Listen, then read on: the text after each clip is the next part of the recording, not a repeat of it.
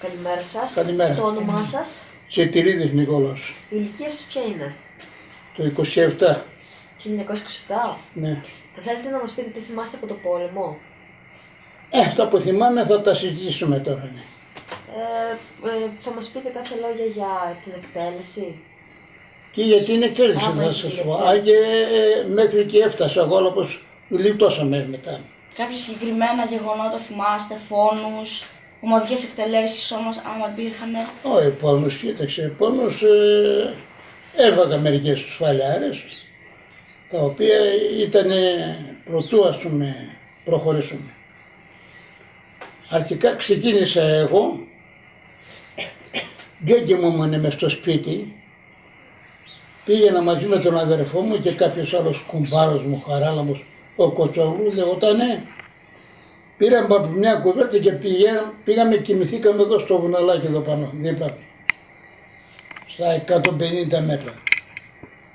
Μάνα μου η μακαριτήσα, συνέχεια μου πίεσε, μου λέει μην πας παιδί μου, μην πας να μην πάθεις τίποτα, μην κάνεις εκείνο, το ένα, το άλλο κλπ. Αλλά εγώ αντιστάθηκα.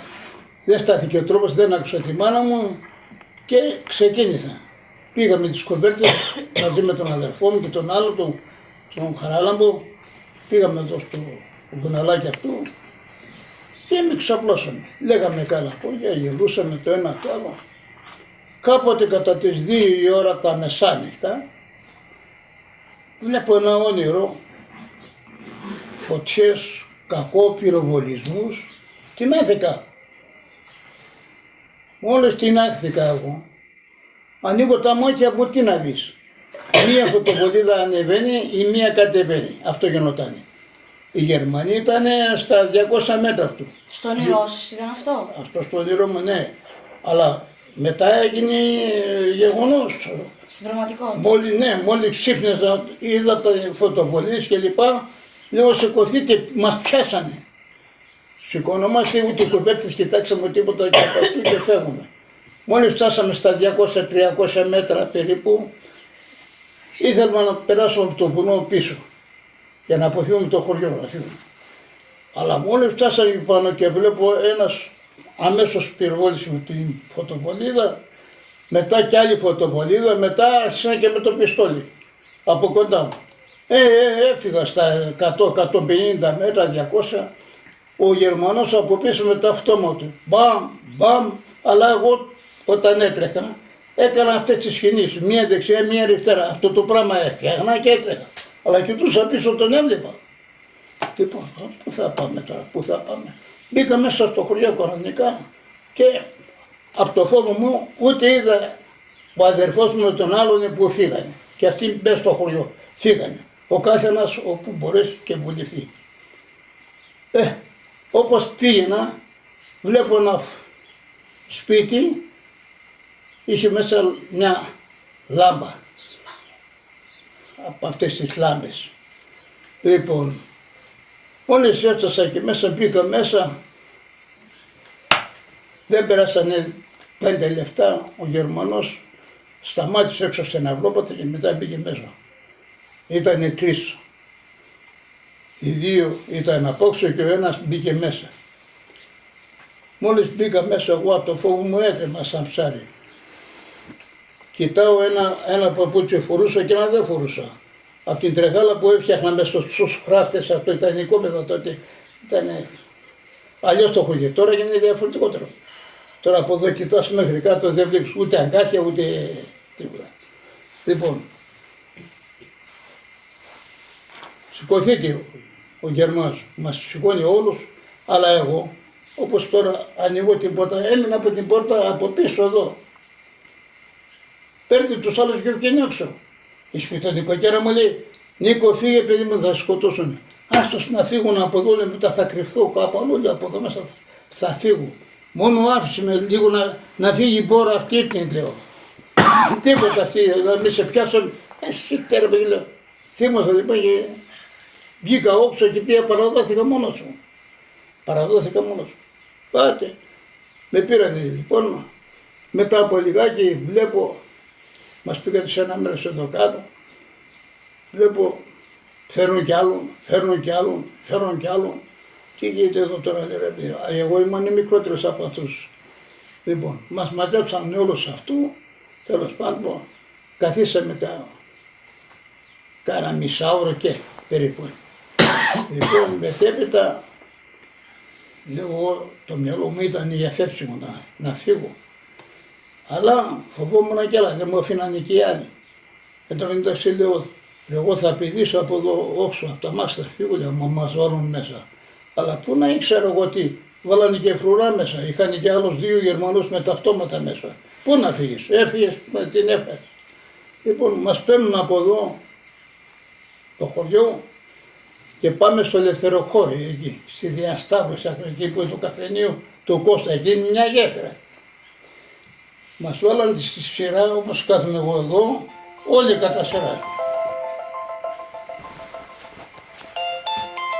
Καθόταν. Λοιπόν, καθόμασταν όλοι μαζί εκεί στη σειρά. Λοιπόν, εγώ τώρα είχα τον Παναγιώτο, τον Βαρετιμίου, τον ούνο μου. Λοιπόν, κάνω πως κοιτάω πίσω μου, ήταν 2 Γερμανούς, είδα τα αυτόματα τα είχαν στημένα και ήταν ξαπλωμένοι έτοιμοι να πυροβολήσουν. Αυτοί ήθελαν να ακούσουν ένα μπαμ από εκεί, το ύψωμαι. Περίμεναν ένα τέτοιο πράγμα ή κάτι να γίνει για να μπορούσαν να εκδικηθούν να μας σκοτώσουν. Και μόλις κοίταξα και ήρθε με φέρνει μία από την μια πλευρά και μία μου την άλλη, μου λέει μποσάκητας, όχι δεξιά αριστερά. Τότε έγινε πήρε φωτιά, εγώ λέω, τους λέω τους δικούς μας εκεί, ρε αυτοί θα μας σκοτώσουν, πάμε να φύγουμε, τι είδα, όποιος γλιτώσει και ποιος όπως έκανε ο Βασίλης Σακαλίδης με τον Μπρουσανίδη, πώς δεν το όνομα του παλέ. Ο Γλυγόρης, ναι. Λοιπόν, τους βάλανε για εκτέλεση και εκεί την ώρα ο Βασίλης Σακαλίδης είχε ψυχραιμία άνθρωπος. Τον τραβάει ένα μπρόξιμο τον Γερμανό, πέφτει κάτω και αυτοί δώστο. Και τους κυνηγήσαν γύρω στα 2 με 3 χιλιόμετρα. Τραχάδε να τους εκδικηθούν και δεν μπορούσαν να τους πιάσουν. Και εκεί τα ίδια πυροβολούσαν. Τέλος πάντων, ας αφήσουμε αυτό τώρα με τους εκτέλους. Γερμανοί ήταν ή Ιταλοί? Γερμανοί ήταν ή Ιταλοί? Γερμανοί. Γιατί σας πιάσαν? Γιατί σας πιάσαν? Για ποιο λόγο σας πιάσαν? Μπήκαν μέσα στο χωριό, όποιον βρίσκανε. Για ποιο λόγο? Οι λόγοι είναι το εξής. Ρίξανε πρώτα προκηρύξεις εκείνη την εποχή. Ρίξανε τις προκηρύξεις αεροπορικούς με τα αεροπλάνα που πέταξε και έριξε τους δρόμους επί των πτήσεων. Άσφαλτο, εδώ μέσα στο χωριό, χαρτιά.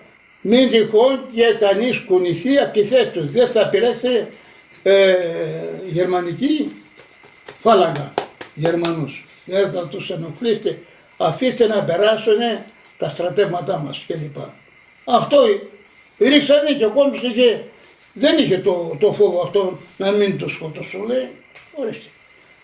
Μην το πειράξει, μην το σκοτώσει. Αλλά δυστυχώς και αυτοί που βρήκανε οι προκηρύξεις τους σκοτώσαν και αυτοί που δεν βρήκαν μετά. Όσους βρίσκανε.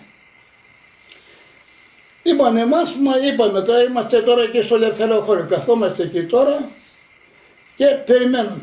Περιμένουμε την ειδοποίηση. Τι θα κάνουν τώρα, θα μας εκτελέσουν ή θα μας αφήσουν. Κάτι θα γίνει από τα δύο τώρα. Μας κρατήσαν γύρω στο 1/4. Αλλά ο Θεός μας λυπήθηκε. Κανείς δεν έτυχε να πυροβολήσει. Αν πυροβολούσε, τελείωσε. Λοιπόν, και πήραν εντολή από την Ελλάσσονα, από τη διοίκηση και λέει για τη Λάρισα το σπάτι. Πάει λέγω εκεί. Τώρα πάμε για τη Λάρισα. Τη Λάρισα πάλι μόλις φτάσαμε, μόλις ξεκινήσαμε πάλι μαζί μας αυτοί οι στρατιώτες με τα αυτόματα συνοδεία. Μας πήγανε στη Λάρισα, μας πήγανε στη Λάρισα, κατευθείαν μας πήγανε στις φυλακές εκεί κάτω. Μας βάλανε εκεί μέσα και με βάλανε με έναν άλλον δικό μας, κάτι κολόνες από τις ΔΕΗ, πόσα μέτρα είναι αυτά, 10 μέτρα, 7 μέτρα ξέρω εγώ. Λοιπόν, από τη μία πλευρά βάλανε εμένα και απ' την άλλη βάλανε τον άλλον. Σηκώστε το, λέω, το πάτε γη.